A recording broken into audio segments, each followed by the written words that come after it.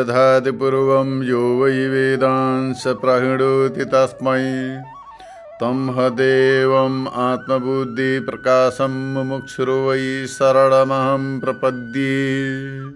विज्ञान प्रतिष्ठानमा सबैजनालाई हार्दिक स्वागत तथा अभिनन्दन गर्दै अब यो श्रीमद् भगवत गीता अन्तर्गत चतुर्थ अध्यायको आजको विषयलाई प्रस्तुत गरिन्छ। योभन्दा पहिला भगवानले आफ्नै त्रिगुणात्मिक मायालाई आफ्ना वशमा गरेर त्यसै स्वरूप मायाद्वारा म जन्म लिन्छु, अवतार ग्रहण गर्दछु भनेर बताउनु भएको थियो। अब भगवानले कहिले कहिले अवतार लिनुहुन्छ त? देव आदिमा मायाद्वारा परमात्माको कहिले कहिले अवतार हुन्छ। यस्तो प्रकारको आकांक्षा हुँदा भगवान बताउनुहुन्छ, यदा यदा हि धर्मस्य ग्लानिर्भवति भारत अभ्युत्थानमधर्मस्य तदात्मानं सृजाम्यहम्। अर्थात जहिले जहिले वर्णाश्रम धर्मावलम्बीहरूको अभ्युदय र निश्रेयसको हेतु वैदिक धर्मको ह्रास हुन्छ, तब तब म धर्म रक्षण र अधर्मको विनाशको योग्य शरीरलाई धारण गर्दछु। अर्थात जहिले जहिले जति बेला यो लोकमा वर्णाश्रम धर्म अवलम्बीहरूको अभ्युदय र निश्रेयसको हेतु जो वैदिक धर्म छ त्यो ह्रास हुन्छ। मनुष्यको उत्थानको हेतु हो वैदिक धर्म। अरू जति पनि धर्मका नाममा छन् नि तिनीहरू चाहिँ धर्म नाम मात्रै जोडेका हुन्।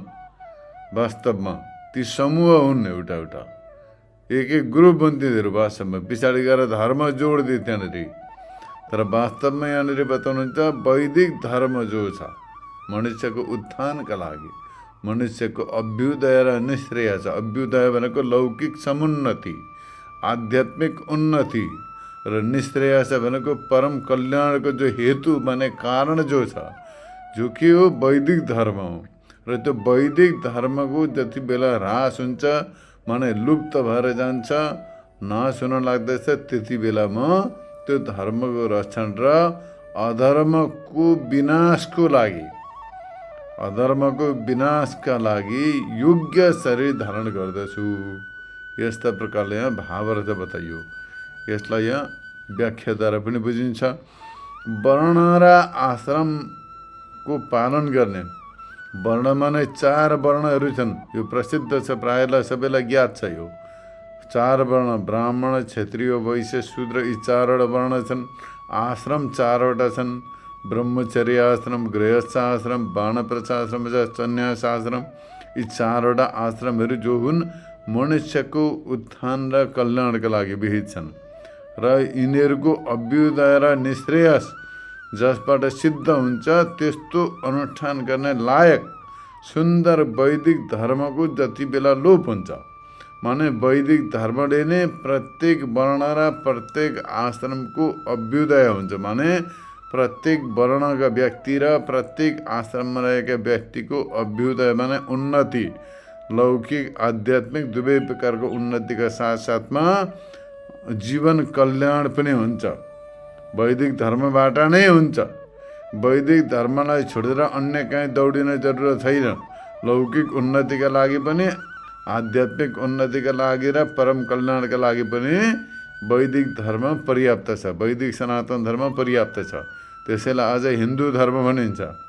हो, यो जो वैदिक धर्म छ जति बेला यसको लोप हुन्छ भने जो वर्ण र आश्रमको अवलम्बी, वर्ण र आश्रमको अवलम्बन गर्ने, फलो गर्ने व्यक्तिहरूको जो चाहिँ विधि विधान छन्, जो कर्मको अनुष्ठानहरू छन्, ती अनुष्ठान गर्ने लायक जो सुन्दर वैदिक धर्म जो छ त्यो जति बेला ग्लानि हुन्छ, अर्थात् विघ्न गर्ने असुरहरू उत्पन्न हुन्छ। त्यसमा जो वैदिक धर्मको प्र्याक्टिस गरेका बेलामा, अभ्यास गरेका बेलामा विघ्न बाधा उपस्थित गर्ने, त्यसलाई निन्दा गर्ने, त्यसबाट विमुख गराउने जति पनि उपद्रवहरू उपस्थित हुन्छन्, उपद्रवहरू उपस्थित गर्दछन्, त्यस्ता प्रकारका असुरहरू, असुर माने राक्षस, जो धर्म विरोधी हुन्छ त्यसलाई असुर भनिन्छ। जसले वैदिक कर्मको विरोध गर्दछ त्यसलाई असुर मानिन्छ। त्यस कारणले गर्दाखेरि वैदिक धर्मको विरोध गर्ने, वैदिक धर्मलाई लुप्त गराउने, तिनीहरूलाई विच्छिन्न गराउने, नाश गराउने जो आसुरी शक्ति छ, तिनीहरू जब उत्पत्ति हुन्छन्, बढ्दछन्, तिनीहरूलाई नाश गर्नका लागि यहाँ यी शब्द प्रयोग गरेको छ। पुराणहरूद्वारा प्रसिद्ध जो विधि विधान छ त्यसलाई पनि यहाँनिर बुझ्नु पर्दछ। र धूमकेतुको समान सबै अनर्थहरूको हेतु जो धूमकेतु हुन्छ त्यसले सबैलाई विघ्न बाधा उपस्थिति गरिदिन्छ, सबैलाई त्राही त्राही मचाउँछ।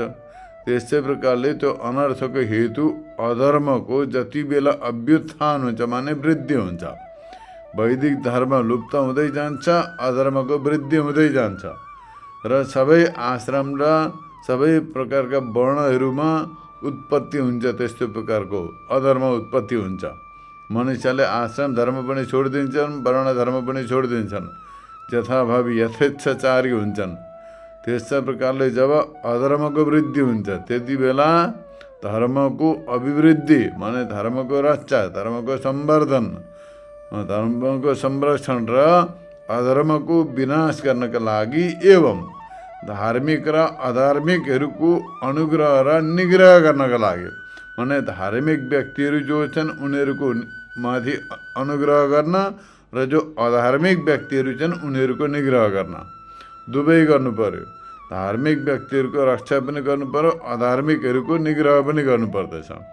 धार्मिक व्यक्तिहरूमाथि अनुग्रह र त्यस्ता अधार्मिक व्यक्तिहरू, पापी व्यक्तिहरूको निग्रह गर्नका लागि पनि आफ्नो माया शक्तिद्वारा त्यो धर्मको रक्षा गर्न योग्य देहलाई आफ्नो मायाद्वारा सबैको नियन्ता म ईश्वर धारण गर्दछु। अर्थात् म ईश्वरले त्यो धर्मको रक्षा र धर्मको वृद्धि तथा अधर्मको नाश गर्न योग्य शरीर धारण गर्दछु। कसरी? मायाद्वारा। वास्तविक रूपमा परमात्मा नै शरीरका रूपमा यहाँ पूर्ण रूपले प्रकट हुन्छन् भन्ने कुरो होइन, अभी तो मायाद्वारा प्रकट हुन्छन्। सम्पूर्ण ऐश्वर्य शक्ति इत्यादिका साथमा मायाद्वारा प्रकट हुन्छन् र धर्मको रक्षा गर्दछन्, लोक व्यवस्था गर्दछन्। किनकि धर्म नै लोक व्यवस्थाको हेतु हो, धर्मद्वारा नै लोक व्यवस्था हुन्छ, नत्र भने मनुष्य र पशुमा केही अन्तर हुँदैन। मनुष्य रूपेण मृगा सरन्ति। जो व्यक्तिले यसम न विद्या न तपो न दानम ज्ञानम न शीलम न गुणो न धर्म ते मर्त्य लोके भुवि भारभूता मनुष्य रूपेण मृगा सरन्ति भनेर नीतिशास्त्रले बताएका छन्। भन्नुको तात्पर्य यसम न विद्या न तपो न दानम भनेको जसका पासमा जसले वेद विद्याको पनि अध्ययन गर्दैन, फाल्टु फाल्टु त पढ्लान् तर वेद विद्याको अध्ययन गर्दैनन्, तप पनि गर्दैनन् माने सत्कर्म पनि गर्दैनन्, दान पनि गर्दैनन्, ज्ञान पनि छैन, ज्ञान पनि आर्जन गर्दैनन्, त्यसै प्रकारले गुण पनि छैन, कुनै सद्गुण पनि छैन, त्यसै प्रकारले शील भनेको सदाचार पनि छैन, धर्मको पालन पनि गर्दैनन् भने त्यस्ता व्यक्तिहरू चाहिँ यो पृथ्वीमा मनुष्यको रूपले भारी मात्रै हुन्। मृगाचरन्ती भनेको पशु हुन्थे तिनीहरू।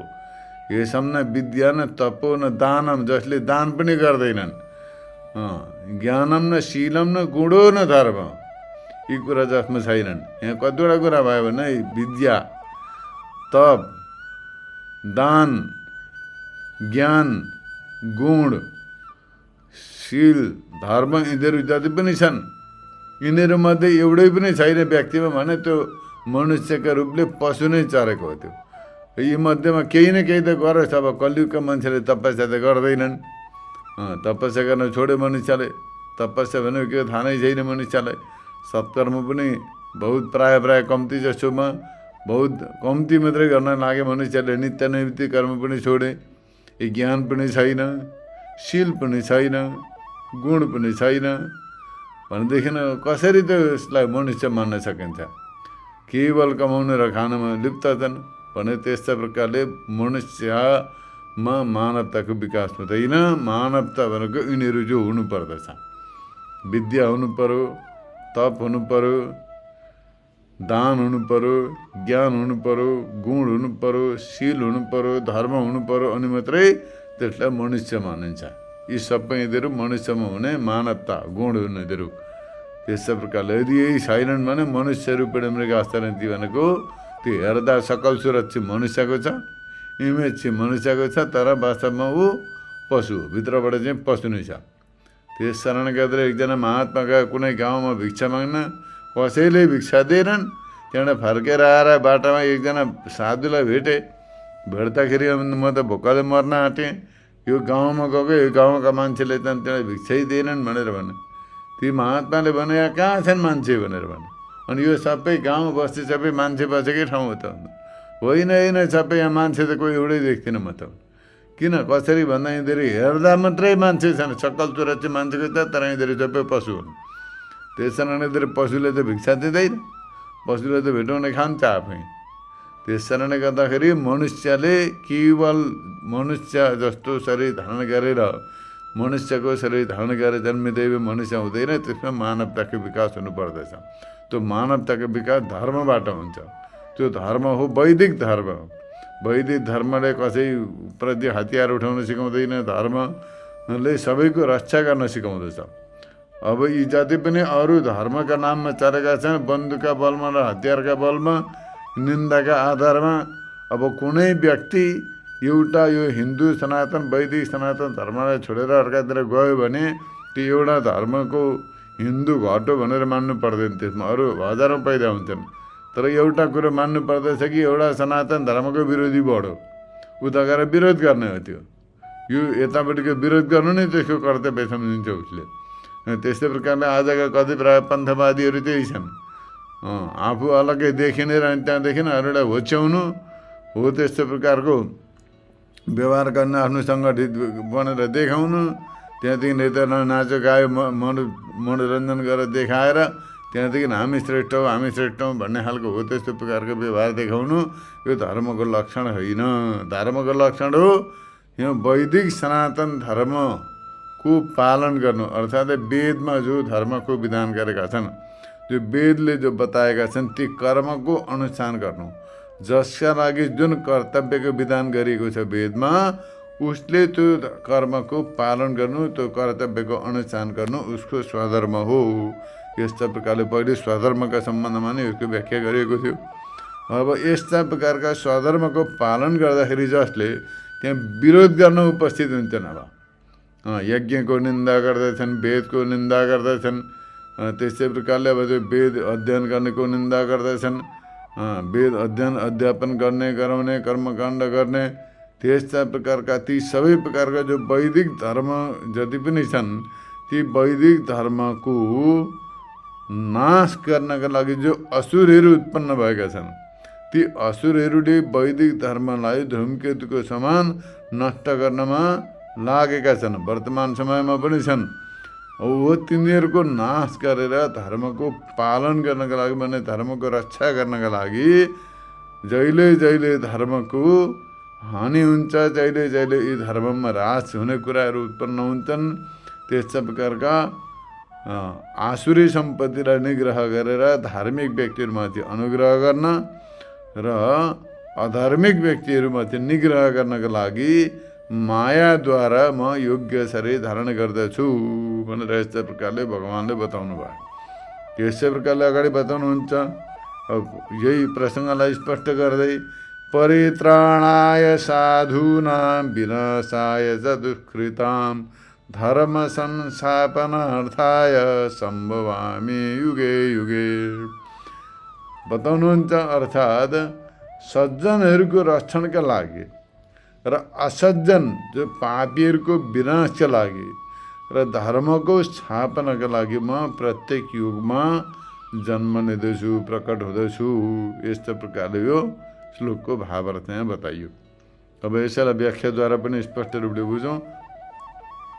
अब यहाँ बताउनुहुन्छ प्राण जाँदा पनि जसले आफ्ना धर्मलाई छोड्दैनन् उनीहरूलाई साधु भनिन्छ।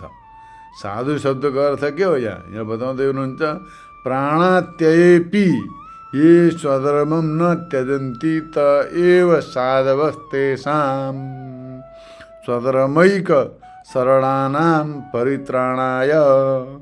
अर्थात् जसले प्राण जाँदा पनि आफ्नो धर्मलाई छोड्दैन, प्राण जाओस् तर धर्म छोड्दैनन् उनीहरूले आफ्नो धर्म। त्यस्ता प्रकारका व्यक्तिलाई साधु भनिन्छ।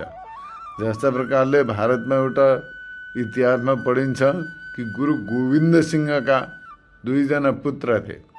उनीहरूलाई मुसलमानले आक्रमण गरे, तिमीहरू अल्लाह भन्, होइन भने मारिदिन्छौ, इस्लाम कबुल भने इस्लाम धर्म स्वीकार गर, अनि त्यहाँबाट छोडिदिन्छौ, तिमीहरूलाई जीवन दान दिन्छौँ भन्दा उनीहरूले भने हामी छोडिदिउँ, हामीहरूको जीवन ल्याऊ, तिमीहरू मार, काटिन हामी तयार छौँ, तर आफ्नो धर्म हामी छोड्दैनौँ भनेर उनीहरूले भने। ती 2 जना बालकलाई मुसलमानले निर्ममतापूर्वक हत्या गरे। त्यस्तो प्रकारको हत्या गर्नेलाई धर्म मानिँदैन।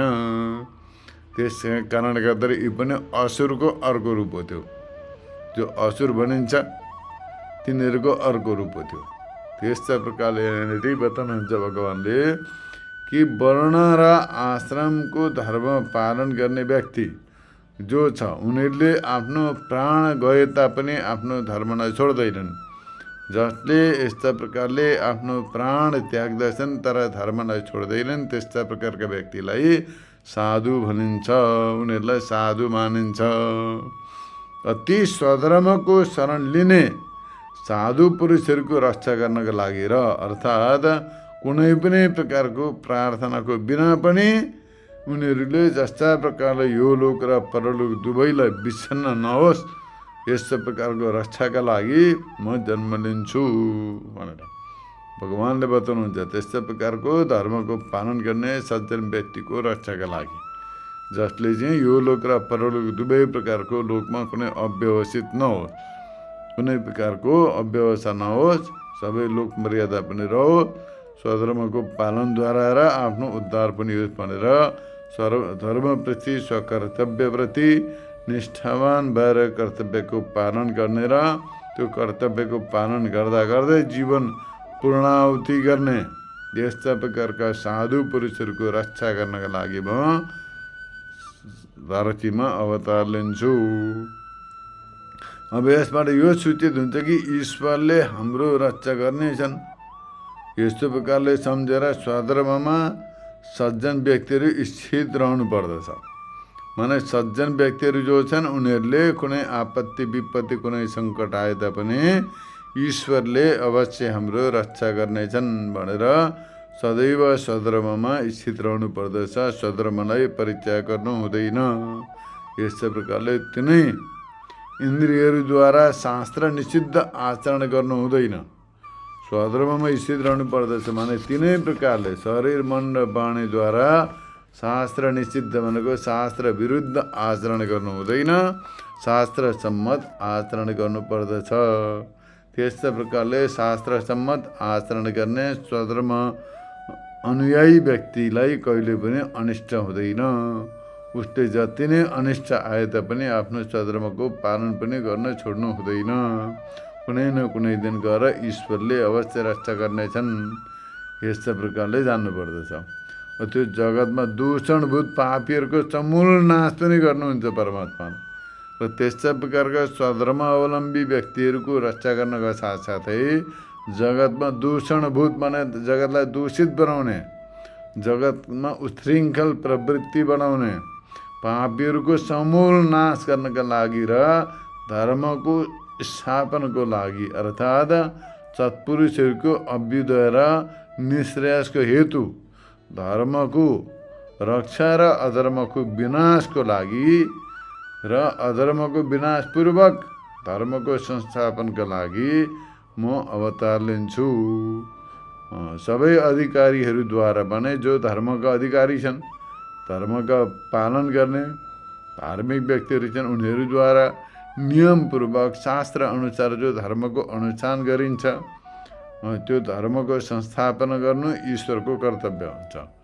ईश्वरले पनि त्यो धर्मलाई रक्षा गर्दछन्। जो सत्पुरुषहरूले वैदिक धर्मको आचरण गर्दछन् र धर्मको रक्षा गर्दछन्, पालन गर्दछन्, अनुष्ठान गर्दछन्, त्यस्ता प्रकारका श्रेष्ठ व्यक्तिहरूद्वारा आचरण गरिने धर्मको रक्षा गर्नका लागि ईश्वरले अवतार लिँदछन् र अवतार लिएर त्यो धर्मको संस्थापन गर्दछन्। त्यसलाई लोप हुन दिँदैनन्। त्यसकारण युग युगमा माने सत्ययुग आदिमा फेरि आफ्नो मायाद्वारा आफै उत्पन्न हुन्छु। सत्ययुग आदिमा आफ्नो मायाद्वारामा स्वयं प्रकट हुन्छु, अवतार लिँदछु, यो अर्थ हो। यस्तै प्रकारले यो सूचित हुन्छ कि साधुहरूको परिपालन, असाधुहरूको नाश र धर्मको स्थापन गर्नु यी पनि भगवानको अवतारका प्रयोजन हुन्। भगवानले अवतार लिएर यिनै कर्तव्यको पालन गर्दछन्। साधुहरूको परिपालन गर्दछन्, असाधु दुष्ट व्यक्तिहरूको नाश गर्दछन् र धर्मको स्थापना गर्दछन्। यज्ञ आदिद्वारा धर्मको रक्षा गर्नाले देवता सन्तुष्ट हुन्छन्। उनीहरू त्यसबाट वृष्टि हुन्छ, वृष्टिबाट अन्न उत्पन्न हुन्छ र अन्नद्वारा सबै प्राणीहरू जीवित रहन्छन्। र धर्मको संरक्षण मात्रद्वारा सबै विश्व रक्षित हुन्छ। धर्मो रक्षति रक्षित, धर्मको रक्षा गरेपछि सबै संरक्षित हुन्छन्, सबैको रक्षा हुन्छ। यस्ता प्रकारले भगवानले बताउनु भयो। अगाडि बताउनुहुन्छ दुष्टहरूको निग्रह र शिष्टहरूको माथि अनुग्रह। भगवानले अवतार लिएर दुष्टहरूको निग्रह गर्नुहुन्छ, दुष्टहरूको संहार गर्नुहुन्छ र शिष्ट माने सज्जन ज्ञानी व्यक्तिहरूमाथि अनुग्रह गर्नुहुन्छ, उनीहरूको रक्षा गर्नुहुन्छ। यस्ता प्रकारले दुष्टहरूको निग्रह र शिष्टहरूको अनुग्रह गर्नका लागि तथा धर्मको स्थापनाका लागि र अधर्मको नाश गर्नका लागि, धर्मको संरक्षण तथा अधर्मको नाश गर्नका लागि, सूर्य आदिलाई योगको उपदेश दिनका लागि, मायाद्वारा उत्पन्न मेरा जति पनि विग्रहहरू छन्, जति पनि अवतार छन्, जति पनि शरीर छन्, तिनीहरूद्वारा गरिएका जति पनि कर्महरू छन्, ती सबै वास्तवमा ब्रह्म मात्र नै हुन्। यस्ता प्रकारले जसले जान्दछ ऊ मुक्त हुँदछ, उसले मुक्तिलाई प्राप्त गर्दछ।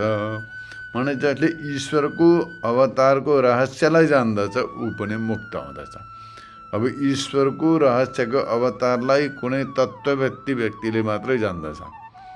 तत्त्ववेत्ता व्यक्तिले मात्रै ईश्वरको अवतारको रहस्यलाई जान्दछ, कुनै ऐरा गैराले जान्दैन।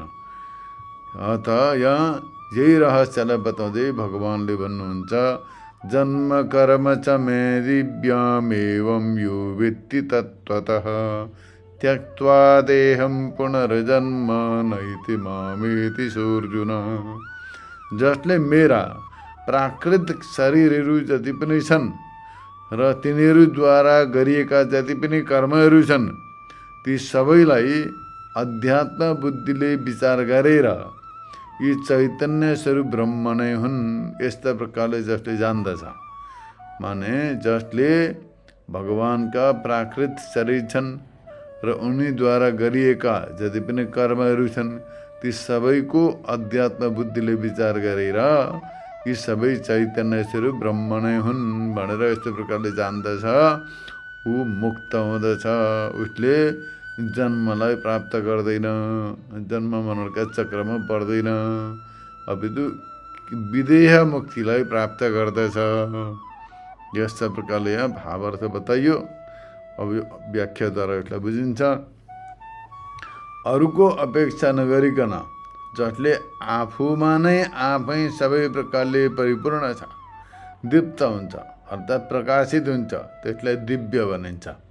दिव्य शब्दको अर्थ के हो यहाँनिर भन्दाखेरि इतरान अनपेक्षया स्वात्मने स्वयमेव स्वप्रकाशेन दिव्यति प्रकाशयति इति दिव्यम निर्विशेष चिदैकरसम परम ब्रह्म।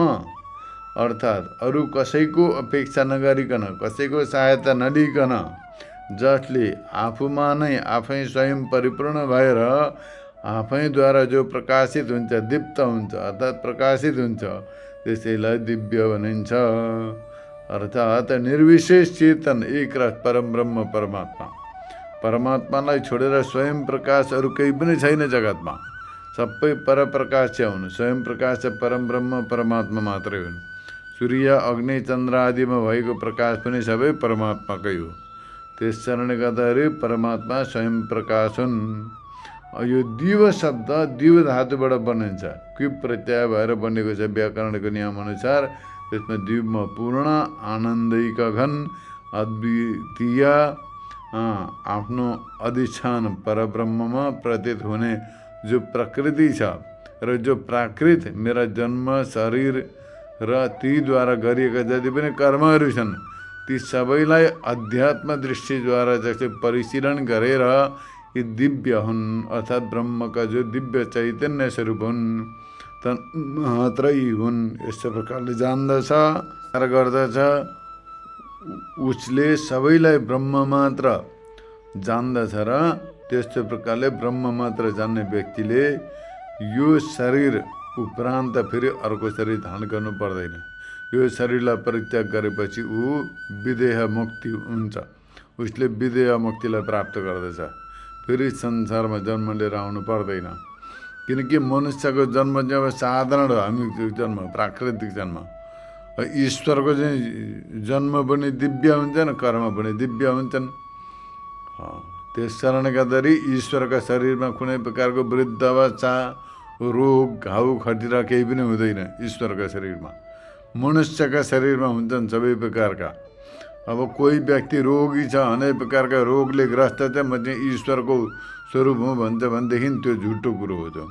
किनकि ईश्वरले जो अवतार लिएर आउँदछन्, ईश्वरको जो अवतार हुन्छ त्यसमा तीन प्रकारका तापको प्रभाव हुँदैन, तीन प्रकारका तापले सताउँदैन। भौतिक आध्यात्मिक र दैविक तापहरूले सन्तप्त हुँदैन। भौतिक ताप बाहिरका जति पनि छन् तापहरू छन् होइन, त्यो तापले त्यो दुःखले सताउँदैन। त्यस्तै प्रकारले आध्यात्मिक रोग दुःख घाउ खटिरा आदिले पनि ईश्वरका शरीरलाई क्षतिग्रस्त बनाउन सक्दैन। त्यस्तै प्रकारले आध्यात्मिक अशान्ति इत्यादि पनि हुँदैन। अतः ईश्वरको शरीर दिव्य हुँदछ, मनुष्यको शरीर दिव्य हुँदैन। अब यदि कोही अब सामान्य गर्भ धारण गरेर जन्म लिन्छ, गर्भवास गरेर जन्म लिन्छ, गर्भवास गरेर जन्म लिएर त्यहाँदेखि फेरि पनि म ईश्वर हुँ, ईश्वरको साक्षात स्वरूप हुँ म हुन्छ, चमत्कार देखाउने नाना प्रकारका आडम्बर रचना गर्दछ भने त्यो पाखण्डदेखि अतिरिक्त अरू केही पनि होइन। त्यस कारणले गर्दा यो श्लोकबाट यो स्पष्ट हुन्छ कि ईश्वरको जन्म र कर्म दिव्य हुँदछन्। दिव्य शरीरमा कुनै प्रकारको रोग घाउ खटिरा वृद्ध अवस्था कुनै प्रकारका तापले त्यसलाई सताउन सक्दैन। त्यस कारणले गर्दा यहाँ भगवान्ले बताउनुहुन्छ ईश्वरको शरीर दिव्य हुन्छन्। दिव्य पूर्ण आनन्द स्वरूप एक अद्वितीय परम ब्रह्म परमात्मामा प्रतीत हुने जो प्रकृति छ र जो प्राकृतिक भगवान्का जन्महरू छन्, ती शरीरहरू छन्, तीद्वारा गरेको कर्महरू पनि दिव्य हुन्छन्। ती सबैलाई अध्यात्म दृष्टिले जसले विचार गरेर परिशीलन गरेर यो दिव्य अर्थात् ब्रह्मको जो दिव्य चैतन्य स्वरूप छ त्यो चैतन्य स्वरूप नै यिनीहरू यस्ता प्रकारले चैतन्यमय हुन्छ। ईश्वरको स्वरूप, ईश्वरको शरीर पनि चेतनमय हुन्छ, जड हुँदैन। यस्तै प्रकारले साक्षात जान्दछ, जसले साक्षात्कार गर्दछ भनेदेखि त्यो विद्वानले यो शरीरलाई परित्याग गरिसकेपछि फेरि पुनर्जन्म लिनु पर्दैन, उसले जन्म लिँदैन, ऊ मुक्त हुँदछ, माने परम ब्रह्म स्वरूपै हुँदछ। ब्रह्म वेद ब्रह्मैव भवति, ब्रह्म तत्त्वलाई जान्ने व्यक्ति ब्रह्म स्वरूपै हुँदछ। सच्चित आनन्दिक रहेछ म परम ब्रह्मलाई नै उसले प्राप्त गर्दछ, अर्थात् विदेह मुक्तिलाई प्राप्त हुन्छ ऊ। यस्तो प्रकारले यहाँनिर भगवान्ले बताउनु भयो। अतः मनुष्यले ईश्वरको स्वरूपलाई जान्ने प्रयत्न गर्नुपर्दछ। अब आजभोलि अहिले गएर नत्तु खैरे गल्ली गल्ली सबै ईश्वर भनेर घुमिरहेका छन्। कोही देवताका अवतार त कोही देवीका अवतार, त्यस्तो प्रकारका भ्रममा पर्नु हुँदैन व्यक्तिले। यो गीता शास्त्रको अध्ययन गरौँ, गीता शास्त्रलाई पढौँ बुझौँ, ईश्वरको स्वरूप पनि थाहा हुन्छ, आत्माको स्वरूप पनि थाहा हुन्छ, जीवनको लक्ष्य थाहा हुन्छ, प्रयोजन थाहा हुन्छ, उद्देश्य मार्ग सबै कुरो जानिन्छ गीता शास्त्रको अध्ययन गरेपछि। अब अन्य सबै शास्त्रहरू अध्ययन गर्न सकेन, जान्न बुझ्न सकेन भने पनि केवल गीता शास्त्रको अध्ययन गर्यो भने पनि उसले सबै रहस्यलाई जान्न सक्दछ। त गीतालाई अध्ययन गरौँ, श्रवण गरौँ। अब आफूले अध्ययन गर्न सकिँदैन भने बुझौँ ईश्वर के हो, आत्मा के हो, परमात्मा तत्त्व के हो, जीव के हो, संसार के हो भन्ने कुरो सबै रहस्य जानिन्छ। अन्य कसैका व्यक्तिका अध्ययनमा रहनु पर्दैन।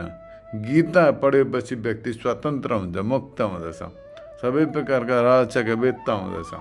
त्यसका लागि कसैको अधीनमा गइरहनु पर्दैन, कुनै सम्प्रदाय कुनै मत मतान्तर पन्थतिर दौडिनु परेन। केवल मूल मार्ग आफ्नो जो छ, मूल स्वरूप जो छ, त्यसको अनुभव गरेर स्वयंमा सन्तुष्ट, स्वयंमा आनन्द मग्न, स्वयंमा तृप्त हुन सकिन्छ, परावलम्बी हुनु पर्दैन। यस्तै प्रकारले गीता शास्त्रको यो महिमा बडो अद्भुत छ र गीता शास्त्रमा भगवानले बताउनु भयो, यो प्रस्तुत सन्दर्भद्वारा स्पष्ट गर्नुभयो कि ईश्वरको जन्मकर्म दिव्य हुन्छन्।